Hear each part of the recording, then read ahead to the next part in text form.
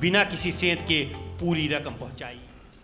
और अब आपको सीधे लिए चलते हैं नई दिल्ली के विज्ञान भवन, जहां प्रधानमंत्री Narendra Modi Commonwealth legal education association, Commonwealth attorney और सॉलिसिटर जनरल कॉन्फ्रेंस 2024 का उद्घाटन करेंगे।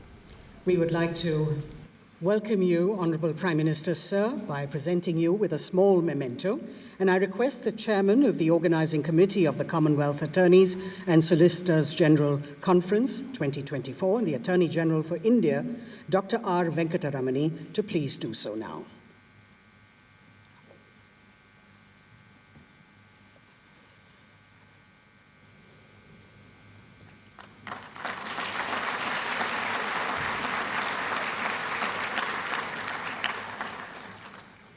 May I now request the Conference Chair and President of the Commonwealth Legal Education Association, Senior Professor at the Indian Law Institute, Professor Dr. S. Sivakumar, to please welcome our esteemed delegates and guests.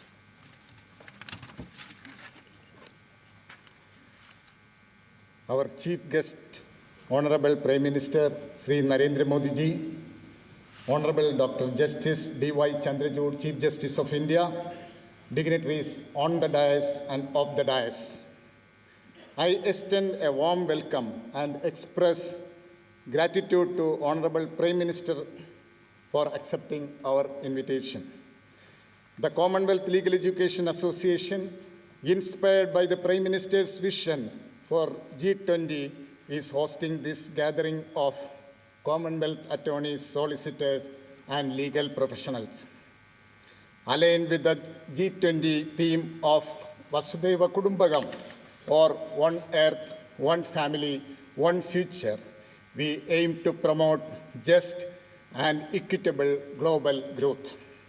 This conference echoes the G20 message, and I am confident that it will contribute to the ideals.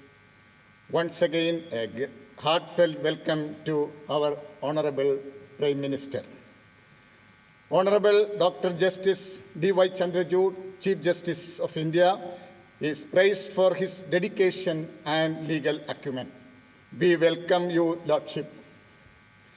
I extend warm welcome to our Chief Patron, Honorable Justice Suryakant, Judge, Supreme Court of India, Honorable Law Minister for Law and Justice, Sri Arjun Ram Meghwal, Dr. R. Venkataramani, Learned Attorney General, Mr. Tushar Mehta, Learned Solicitor General, in whose guidance we are organizing this event. We are honored to have attorneys and solicitors from diverse Commonwealth nations gathered at this flagship event. This is the first initiative globally, symbolizing a shared commitment to justice and legal collaboration. Let's learn, inspire change, and contribute collectively to the global justice advancement. Once again, welcome you all. Thank you.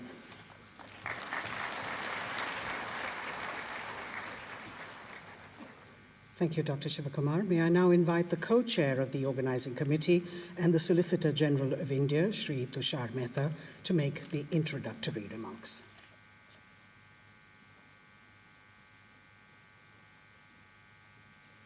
Good morning to every one of you. Respected Sri Narendra Modi ji, the Honorable Prime Minister of India, Dr. Justice D.Y. Chandrachud, Honorable Chief Justice of India, my Lord Justice Suryakant, Senior Judge, Supreme Court of India, the dignitaries on the dais, the Honorable Judges of the Supreme Court of India, the Chief Justices of High Courts, and other Honorable Judges, my colleague Attorney Generals and Solicitor Generals who have come all the way from Commonwealth countries, Advocate Generals of various states, dignitaries, ladies and gentlemen. On behalf of the Organizing Committee and on my behalf, I welcome all of you to one of its kind conferences which would specifically address the most relevant issue facing the world today, that is, cross-border challenges in justice administration. There are certain legal issues which no longer remain within the geographical bounds of one country or few countries and take a global shape. They transcend geographical borders, and therefore it is very difficult to deal with some of the offenses without cooperation amongst different countries. Friends, under the visionary leadership of our beloved Prime Minister, Shri Modi ji, our country has become one of the fastest growing economy in the world and will soon become one of the first three major economic powers under the visionary leadership of our Honorable Prime Minister. With the development on the economic front and all other fronts taking place simultaneously, the legal challenges have also increased manifold. The subject of this conference cannot therefore be more apt and more relevant. We shall have to consider jointly our respective legal frameworks and justice delivery administration so as to ensure that cross-border challenges in justice delivery system is addressed while keeping in tune with our respective constitutional goals and limitations. India is a signatory of Vienna Convention, the Palermo Convention, and all other conventions, and is also a member of Financial Action Task Force. India is committed to deal with several global legal challenges for which we shall have to have mutual legal assistance and sufficient legislative framework so that we can tackle and deal with certain global challenges together. Friends, India is a land of opportunities, and all of you are here to see that for yourself. Let the emerging India's economic scenario be the guiding light of today's discussion and brainstorming. I welcome you all. Thank you very much.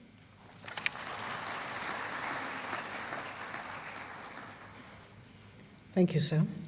May I now request the Chairman of the Organizing Committee of the Commonwealth Attorneys and Solicitors General Conference and the Attorney General for India, Dr. R. Venkataramani, to please address the Assembly.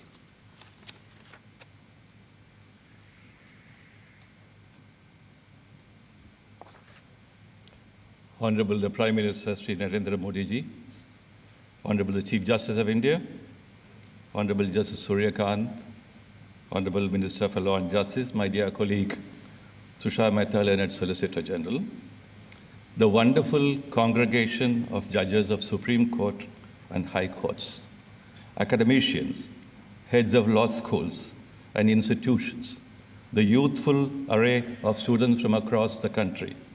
On your behalf, let me welcome our loving guests from abroad, including honorable judges from Australia, Bangladesh, Malaysia, Singapore, and Sri Lanka, who have traveled long distances to be with us for the next 3 days. The chilly winter has been made warm by the bright presence of each one of you. I personally thank each one of our guests for having gracefully accepted the invitation to be part of a great sharing congregation and a lasting journey ahead. I thank the Honorable Prime Minister for being with us today in the midst of his endless queues of schedules. His continuous engagement in the quest for enhancement of justice administration will always be with us.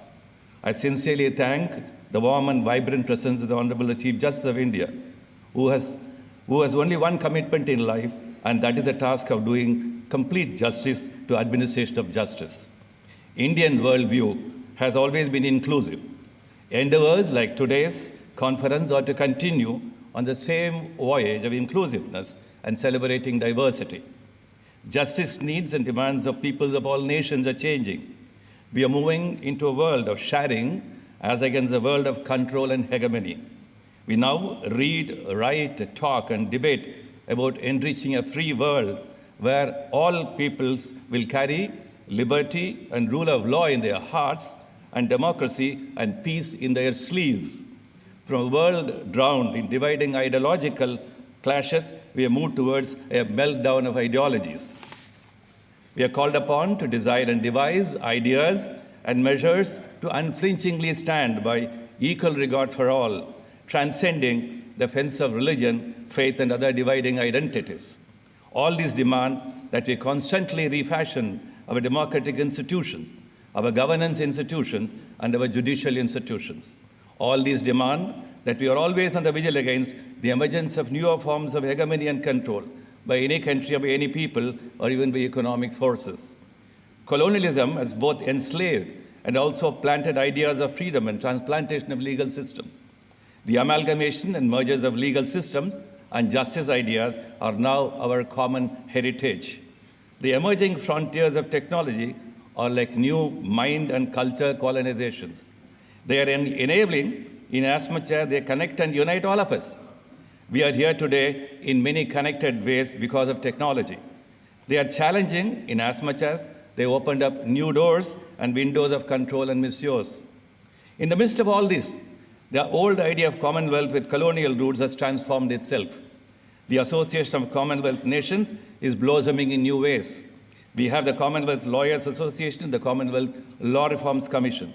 One missing link, I thought, is the legal education collaboration and its contemporary connection to our exchanges in trade, commerce, and dispute resolution concerns.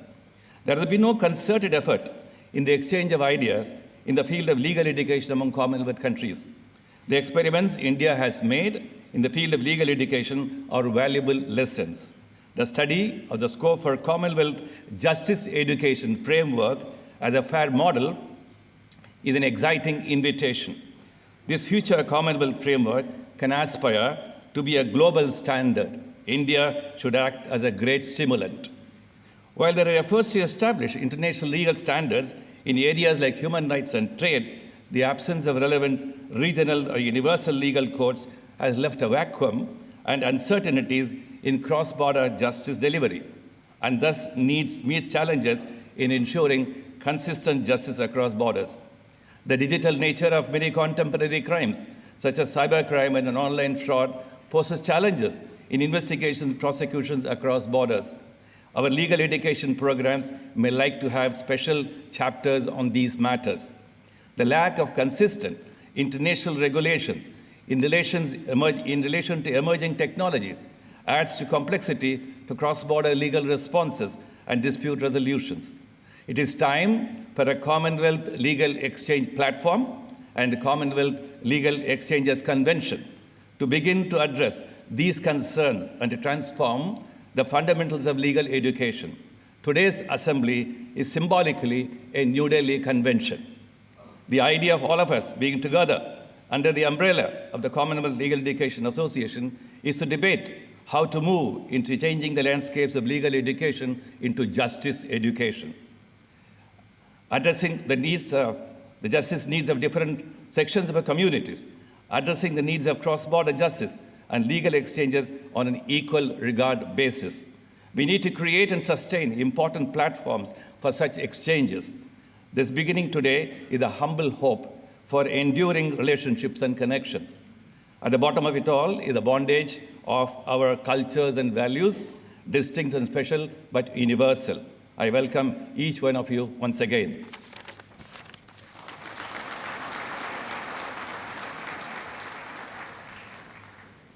Thank you, sir. May I now request the Honourable Minister of State with Independent Charge for Law and Justice, Government of India, Shri Arjun Ram Meghwal, to please address the august gathering.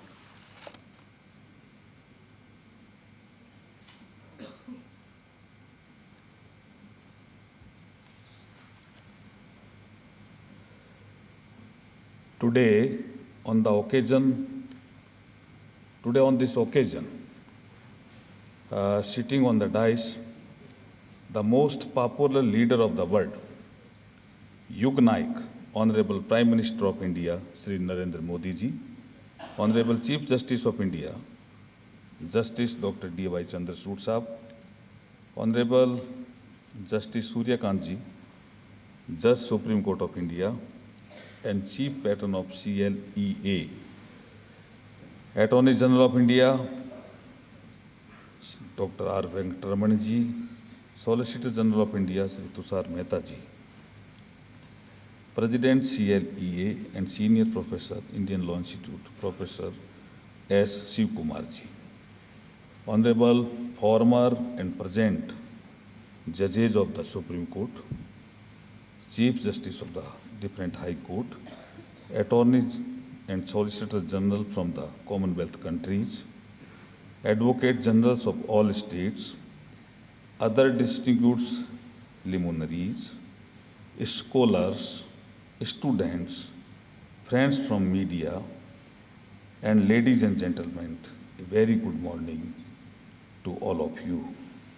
It is an honor for me to address this distinguished gathering of the Commonwealth Attorney and Solicitor General Conference 2024 on cross-border challenges in justice delivery with the motto of From Vision to Action, shaping the future of legal education and justice delivery in the Commonwealth nations. I extend my sincere appreciations to the Commonwealth Legal Education Associations for partnering in organizing this significant conference. India is a mother of democracy and the largest member states of the Commonwealth, having nearly 60% population of the association, proudly welcomes all the valued dignitaries to this prestigious conference. This conference is a momentum to reflect upon the evolved role of attorneys and solicitor generals in the larger arena of good governance, architecture, and their purposeful role in the upcoming future. The timelines for institutionalizations of the post of Attorney General and Solicitor Generals may vary among the member states of the Commonwealth, but the historically perspective gives us valuable insights into the advisory role of this fraternity. Their invaluable suggestions and wisdom have helped to simplify the sophistications leading to better decision making to facilitate rule of law for the leaders at the helm of affairs.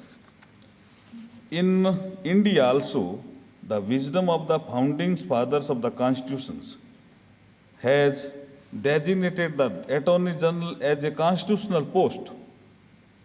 He is the highest law officer and chief legal advisor in the country. Once Baba Sahib Dr. B.R. Ambedkar said, I am firm enough to say civilization cannot exist without advocate. Law is very foundation of civilization. I would like to add that being at the intersection of the diverse legal, political, constitutional functions, the attorneys and solicitors general are responsible stakeholders of the governance paradigms. Their single opinion has dramatic potential to bring effectiveness and purpose to national and international affairs. Today, in the technologically connected world, we are living in a global village. The global challenges of the day require global solutions through the coordinated efforts of all stakeholders. I am happy to note that this conference is addressing diverse yet interrelated ranges of issues that include the judiciary and justice system, legal education, and global legal challenges. Technology has emerged as a big enabler for digitally empowering society. India has showcased testimony to it as it has marched ahead with the commencement of a citizen-centering, technology-driven modern legal system. Telelaw, Nyay Setu, Phase 3 of E-Code project are transforming the judiciary by setting up digital, paperless, and smart courts. It has emerged as a global leader by conducting over 3 crore judicial proceedings through video conferencing. The nation has leapt forward to becoming Viksit Bharat by 2047. The Ministry of Law and Justice is religiously aiming to achieve justice for all through the speedy, affordable, and technology-enabled citizen-centering doorstep justice delivery system. I feel that the outcome of this conference will not merely help to address the cross-border challenges in justice delivery, but also facilitate to rooting out the menace of climate change, global warming, terrorism, drug and human trafficking, cyber crimes, and extremism, among others. The course correction in the justice delivery system has resonance in every space of human life.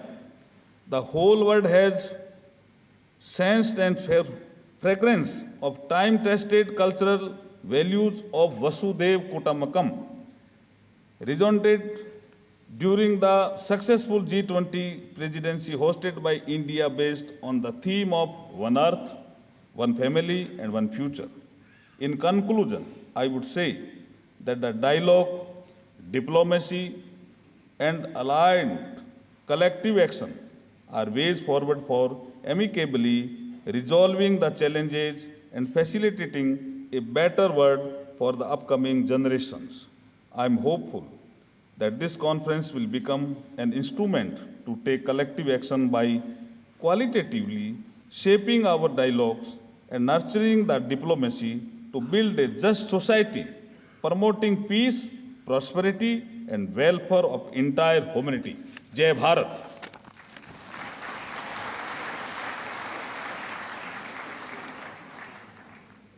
Thank you, sir. May I now invite the Chief Patron and Judge of the Supreme Court of India, Honorable Justice Mr. Surya Kant, to please address the conference.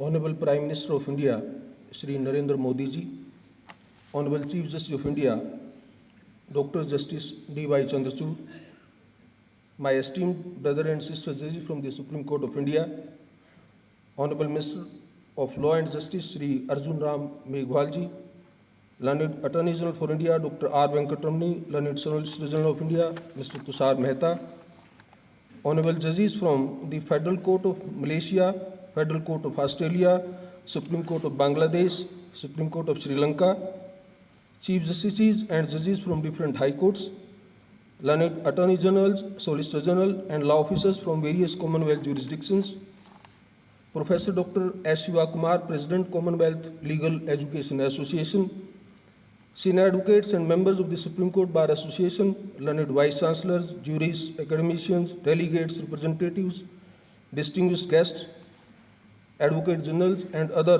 law officers of the state governments, and my dear law students. It's my proud privilege to welcome all the esteemed dignitaries gathered here today for gracing the Commonwealth Attorneys and Solicitor General Conference 2024. Their presence and unwavering support of this august gathering has added immeasurable value to the success of this momentous occasion. I extend my heartiest congratulations to Learned Attorney General for India, Solicitor General of India, and the Commonwealth Legal Education Association for this collaborative initiative and for having organized this event so seamlessly. The Commonwealth Legal Education Association, which I represent as its chief patron, stands as a beacon for advancing high standards of legal education. It is committed to socially relevant and professionally impactful legal education by fostering the development of legal curriculum, supporting law schools in preparing for the evolving professional demands, and promoting continuing legal education. The association contributes to the overarching goal of enhancing legal practices within the Commonwealth. The theme of 2024 conference is cross-border challenges in justice delivery, which addresses the complexities of our interconnected world. It allows us to navigate the intricate legal landscapes that transcend national boundaries. This conference will be an illustrious platform for diverse stakeholders within the Commonwealth to realize the importance of collective wisdom and inclusivity. In light of our shared history and the subsequent trajectory of our development, we must unite collaboratively, jointly hand to traverse the journey of progress together. India stands proudly at the forefront, embodying a commitment to shaping the discussions and outcome of this significant event through its rich legal heritage. This conference aims at bringing together legal luminaries, scholars, and practitioners in an effort to translate visionary ideals into tangible actions. Its true significance lies in encouraging substantive discussions on pressing legal issues, promoting mutual understanding of legal mechanisms in the Commonwealth nations, and strategically charting the path forward for the evolution of legal education and justice systems. The presence of outstanding jurists from 30 jurisdictions also represents a unique opportunity to synthesize diverse perspectives and thus becoming a catalyst for transformative change within the Commonwealth legal domain. The motto of the conference, "From Vision to Action, Shaping the Future of Legal Education and Justice Delivery in the Commonwealth Nations," captures the very ethos of the event and highlights its role in tracing the course of legal education and justice delivery within the Commonwealth and beyond. It reflects the proactive stance of the conference, emphasizing actionable strategies. It also underscores the commitment of the Commonwealth nations to spearhead legal innovation, adapt to evolving challenges, and build a future where legal education is robust, justice is accessible as well as affordable, and the rule of law prevails. The 4 technical sessions will lead us to deliberate on the complex correlation between legislative structure and the administration of justice. The topic, Legal Framework and Advocacy in Justice Delivery, will highlight the need for harmonizing legislative contours while recognizing the interplay that influences the very fabric of justice. The session on judiciary and justice in a changing world prompts us to ponder on the dynamic shifts in the role of judiciary in this ever-evolving world. The judiciary has never been static.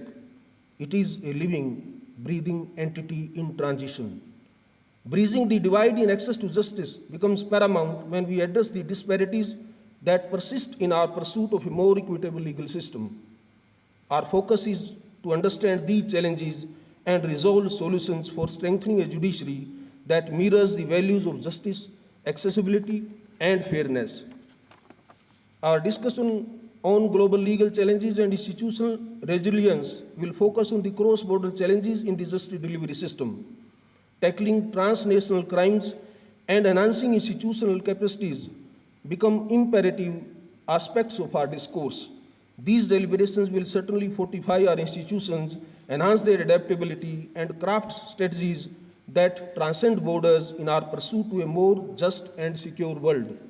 In the last and perhaps the most crucial session would be Transporting Legal Education for the Future, a roadmap, which propels us into the future, envisioning the transformation and reimagination of legal education, contemplating its role in molding the future of our profession. Rethinking legal education is not an empty exercise, but is a vision statement.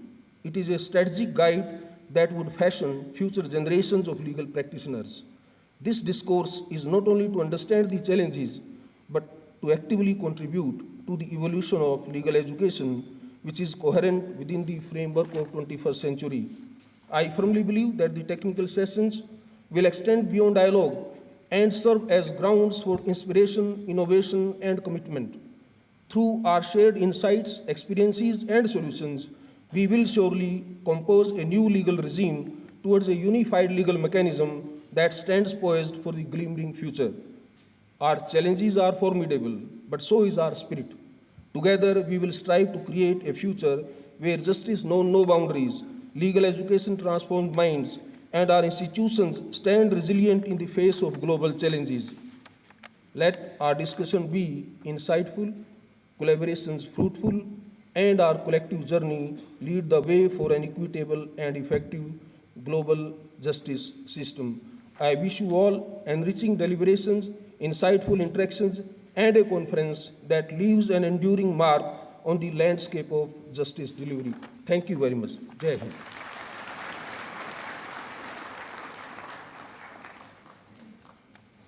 Thank you, sir. May I now request the Chief Justice of India, Honorable Justice Dr. D.Y. Chandrachud, to please address the conference.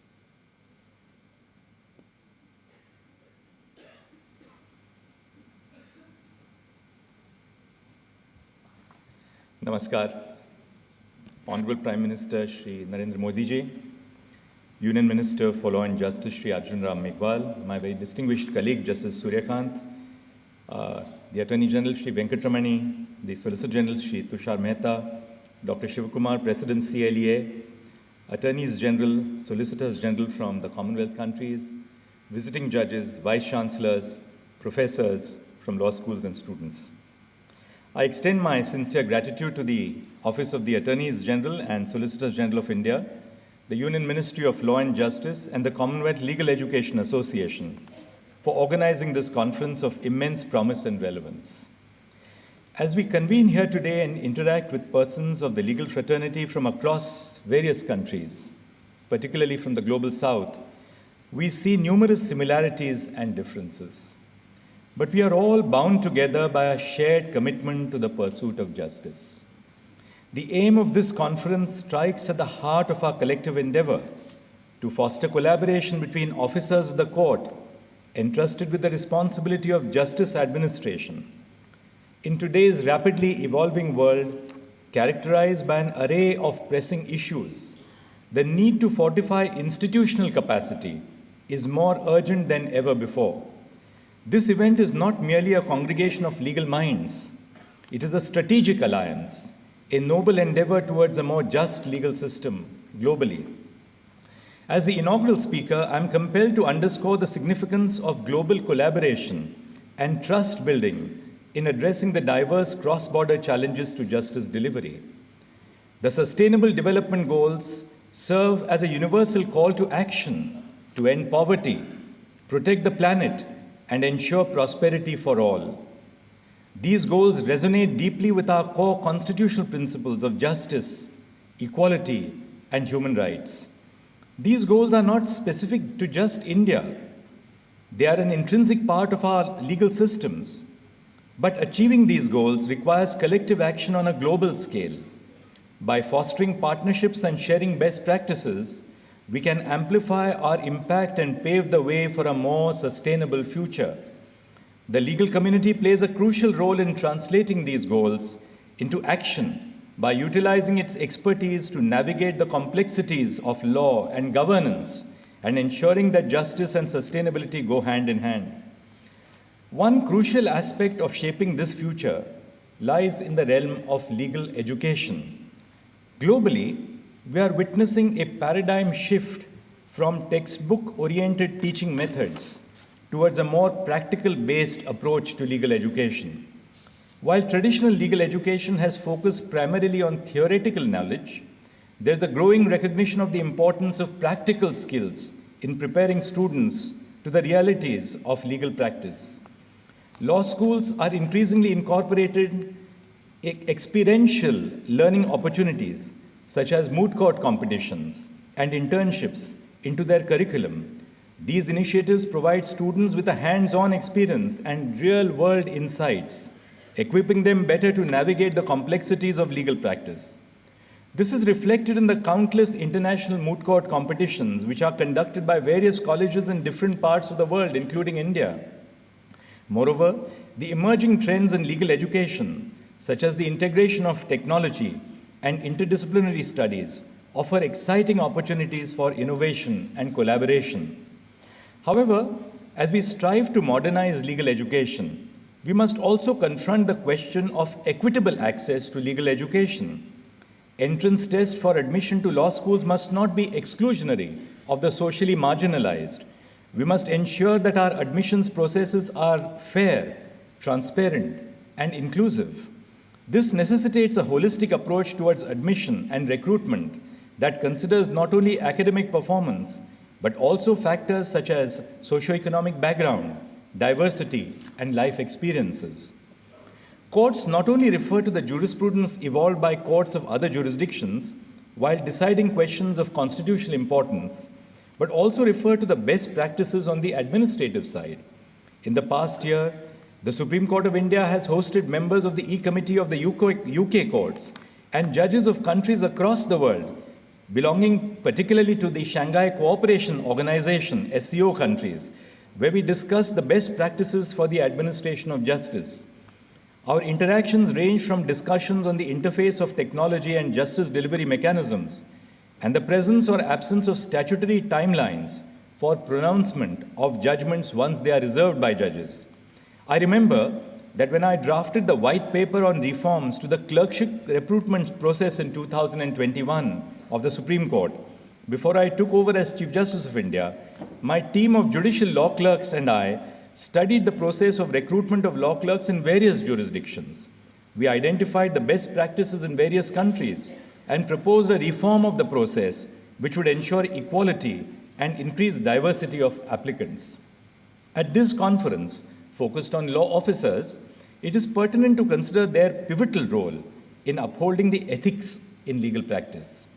Law officers serve as a primary point of contact between the courts and the government, representing not only the government as an institution, but also the various departments and officials within it. The Attorney General and the Advocates General are posts envisaged under our Constitution. Several other law officers also represent the Union and the states, including the Solicitor General, Additional Solicitor General, Additional Advocates General for the states. The Supreme Court has repeatedly emphasized that law officers and professionals should not only assist the administration of justice, but also uphold the honor of the legal profession through exemplary conduct from both within and outside the courtroom. Ethics in legal practice encompass a wide range of principles, such as offering valuable insights into decision-making. Virtue ethics, for instance, underscores the importance of cultivating moral character and pursuing excellence in every aspect of legal work. In the context of the legal profession, this translates into a commitment to integrity, honesty, and professionalism in all endeavors. A crucial aspect of executive accountability rests on the ethical conduct and responsibility of law officers, who function not only as representatives of the government, but also as officers of the court. The eminent jurist, Nani Palkhiwala, wrote to Mr. Soli Sorabji on his appointment as Attorney General for India, and he said, "The greatest glory of the Attorney General is not to win cases for the government, but to ensure that justice is done to the people." Law officers bear a greater responsibility in upholding ethical standards compared to private practitioners, given their role as guardians of the rule of law. An exemplary figure in this regard is the late Soli Sorabji, a former Attorney General, who during his tenure demonstrated a commitment to justice by advising the Union when it lacked a valid legal case. It is imperative that law officers remain impervious to the polity of the day and conduct themselves with dignity in court, ensuring the integrity of legal proceedings. Simultaneously, we need to recognize the significance of cultivating a shared commitment to justice.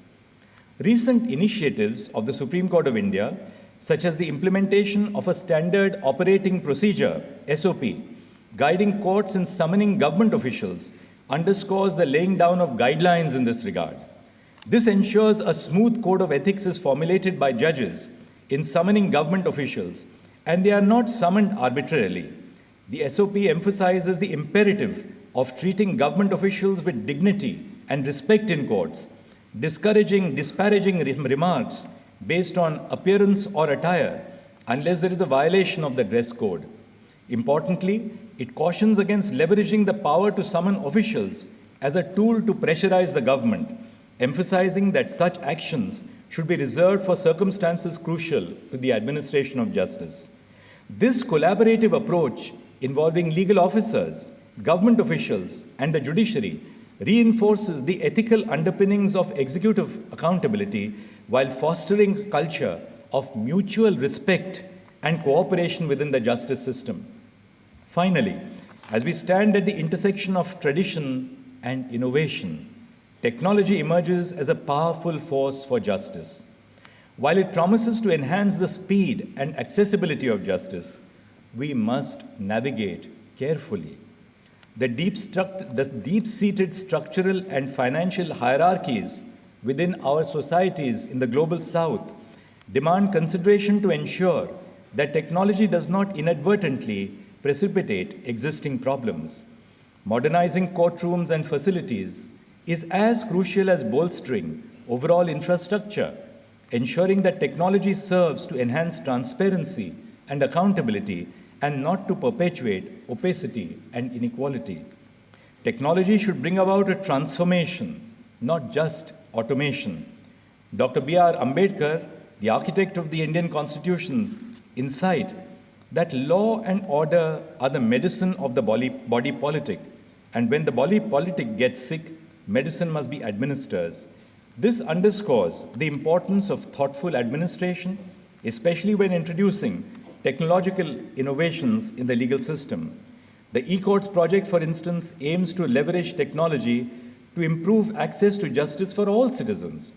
However, we must ensure that technological solutions are designed keeping in mind equity and inclusivity, taking into account the diverse needs and capabilities of all our stakeholders. In closing, let us embrace the challenges before us with optimism and resolve. Together, we can forge a future where justice knows no bounds and where the rule of law reigns supreme. Thank you. Namaskar.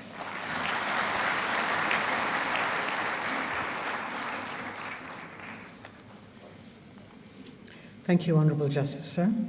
Ladies and gentlemen, we now have the privilege of hearing the Honourable Prime Minister of India, Shri Narendra Modi, share his thoughts.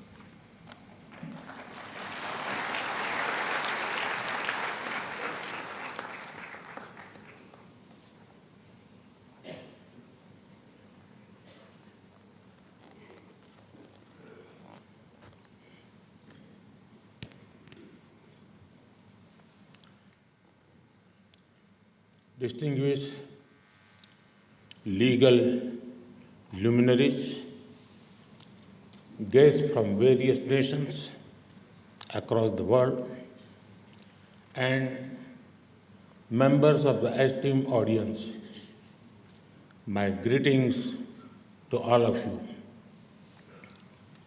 Friends, it is a pleasure to inaugurate this conference. I'm happy that leading legal minds from across the world are here. On behalf of 1.4 billion Indians, I welcome all our international guests.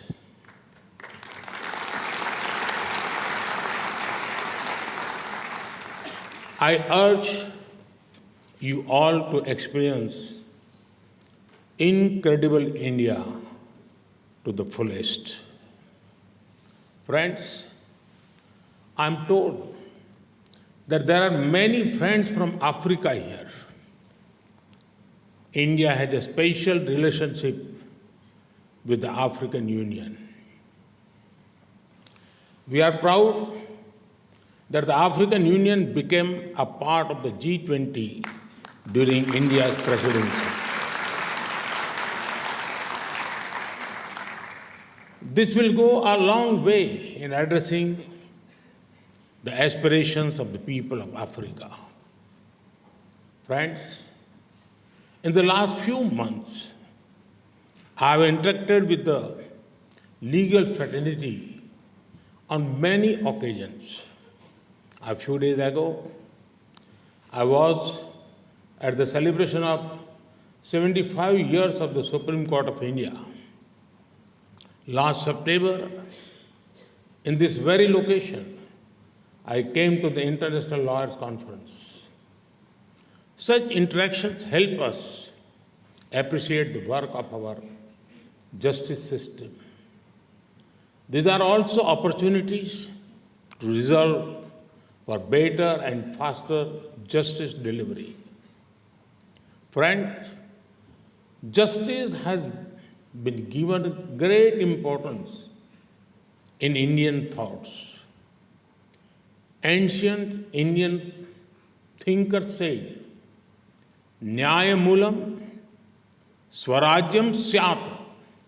It means justice is at the root of independent self-governance.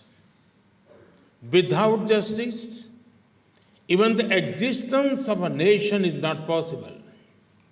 Friends, The theme of this conference is cross-border challenges in justice delivery.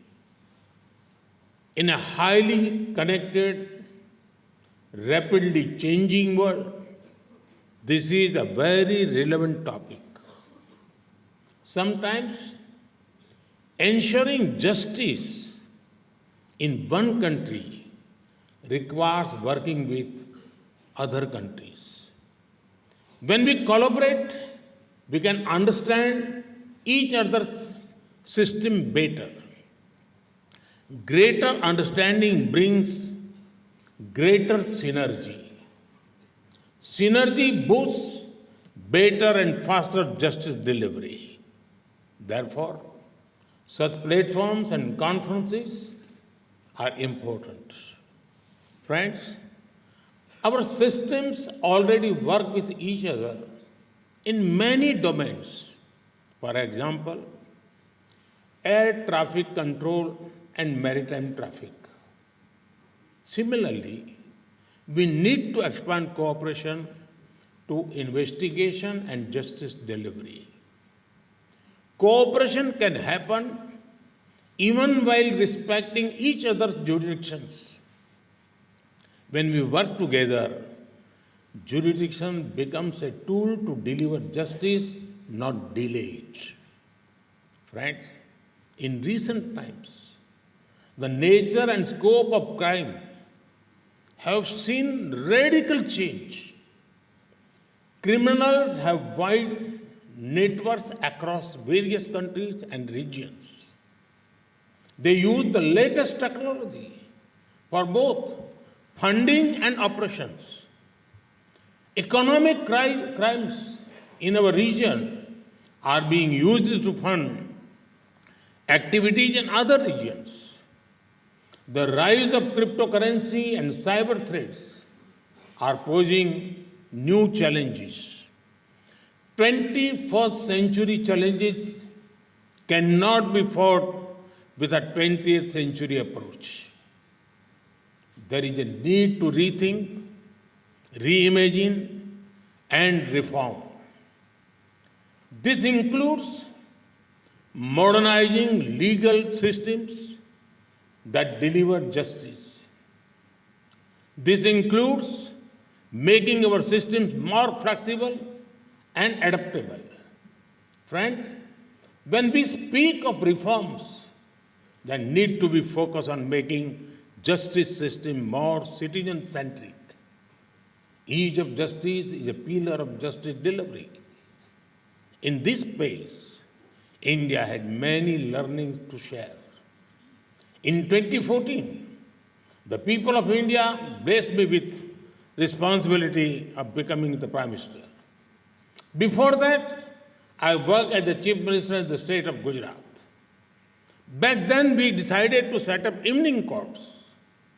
This helped people attend court hearing after their work hours. This gave justice but also saved time and money. Hundreds of thousands of people benefited from this. Friends, India also has a unique concept of Lok Adalat. It means people's court. These courts provide a mechanism to settlement of small cases related to public utility services. This is a pre-litigation process. Such courts have resolved thousands of cases and ensured easy justice delivery. Discussions on such initiatives could be of a great value across the world. Friends, legal education is a key instrument in boosting justice delivery. Education is where both passion and professional competence are introduced to young minds. Worldwide, there is a discussion on how to bring more women into every domain. The first step to do so is to make each domain inclusive at the educational level. When the numbers of women in law schools increases, the numbers of women in the legal profession will also increase. Participants in this conference can exchange ideas on how more women can be brought into legal education. Friends, the world needs young legal minds who have diverse exposure. Legal education also needs to adapt to changing times and technologies. Our focus on understanding the latest trends in crime, investigation, and evidence will be helpful. Friends, there is a need to help young legal professionals with greater international exposure. Our finest law universities can strengthen exchange programs between countries. For example, India has perceived the world's only university dedicated to forensic science. Students, law faculty, and even judges from various countries can be helped to explore short courses here. Further, there are many international institutions related to justice delivery. Developing countries can work together to get greater representation in them. Our students can also be helped to find internship at such institutions. This will enable our legal system to learn from international best practices. Friends, India inherited a legal system from colonial times, but in the last few years, we made a number of reforms to it. For example, India had done away with thousands of obsolete laws for colonial times. Some of these laws had the potential to become tools of harassment of people. This has boosted ease of living and ease of doing business. India is also modernizing laws to reflect the present realities. Now, the 3 new legislations have replaced more than 100-year-old colonial criminal laws. Earlier, the focus was on punishment and penal aspects.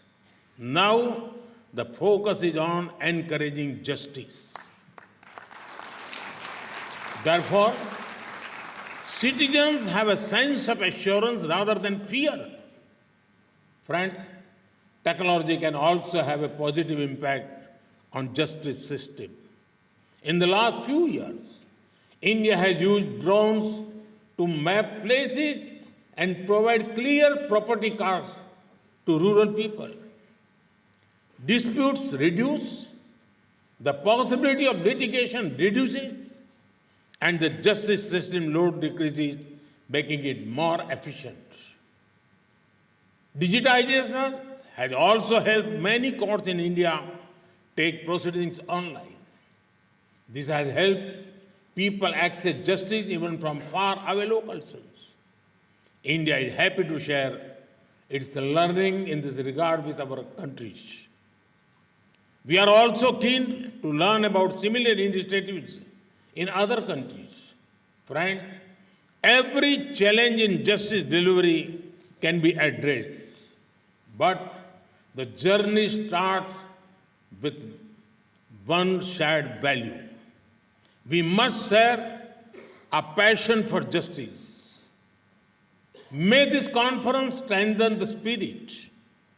Let us build a world where everyone has access to timely justice and none is left behind. Thank you. Thank you very much.